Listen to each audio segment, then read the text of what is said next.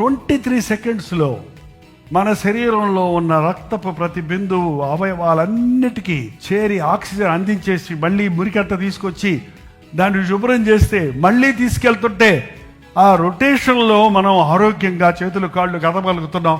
మన శరీరంలోని inner parts, మన బాహ్యమైన అవయవాలన్నీ పనిచేస్తున్నాయి రక్తం వల్లనే. రక్తం పోతే ప్రాణం లేదు ఇక. అందుకే రక్త ప్రోక్షణ లేకుండా పాపక్షమాపణ జరగదు. పాపం వల్ల వచ్చిన జీతం మరణం. అంటే పాపానికి ప్రాయశ్చిత్తం రక్తం చిందించబడాలి.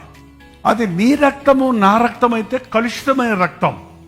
కానీ యేసుక్రీస్తు రక్తం ఎలాంటిది? 1:18 మొదటి పేతురు 1:18 పితృపారంపర్యమైన మీ వ్యర్థ ప్రవర్తన విడిచిపెట్టినట్లు వెండి బంగారముల వంటి క్షయమైన వస్తువుల చేత మీరు విమోచించబడలేదు, కానీ అమూల్యమైన రక్తము చేత, అనగా నిర్దోషము నిష్కలంకమునకు గొర్రె పిల్ల వంటి క్రీస్తు రక్తము చేత విమోచించబడితిరని మీరు ఎరుగుదురు గదా.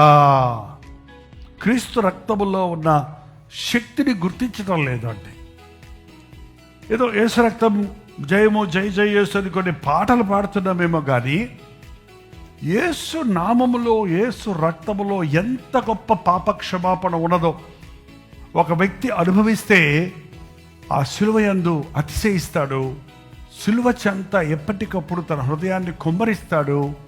యేసుక్రీస్తు రక్తము ప్రతి పాపము నుండి మనలను పవిత్రులుగా చేయునన్న మాట విశ్వసించి మన పాపములను ఒప్పుకొని విడిచిపెడతాం.